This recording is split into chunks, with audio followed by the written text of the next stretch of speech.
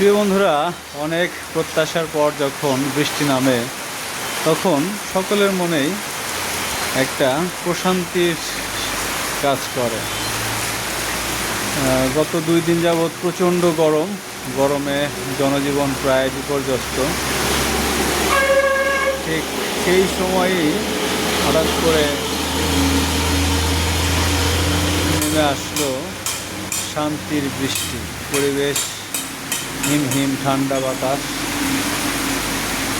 বৃষ্টির সাথে সাথে চারিদিকের যে প্রচণ্ড তাপদাহ ছিল তা অনেকটাই কমে গেছে এবং গাছে গাছে পাতায় পাতায় বৃষ্টির স্পর্শে নতুন প্রকৃতিতে এক রূপ দেখা দিচ্ছে। বন্ধুরা, আমি আপনাদেরকে পুরো আকাশটা, বৃষ্টিময় আকাশটা দেখানোর চেষ্টা করলাম।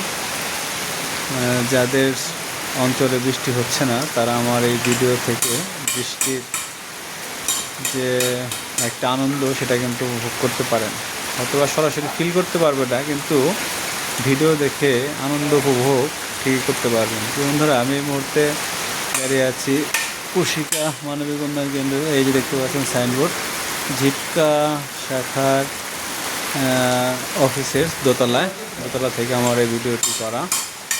তো দোতলাতে আমি বসে আছি, বৃষ্টি উপভোগ করছি। আমার খুব ভালো লাগে বৃষ্টি উপভোগ করতে। আসলে ভালো, আমার মনে হয় যে বৃষ্টি পছন্দ করে না এমন মানুষ খুব কম আছে।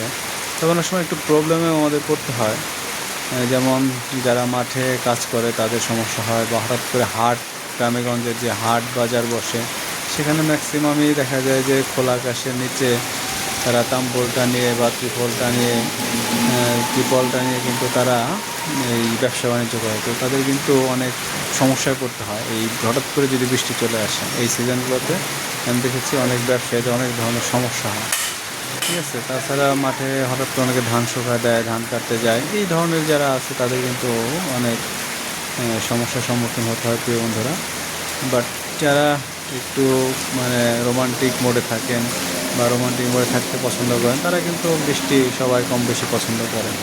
দেখতে পাচ্ছেন একটা বৈদ্যুতিক খুঁটি, তার মধ্যে বৃষ্টিগুলি স্পষ্ট হয়ে দেখা যাচ্ছে।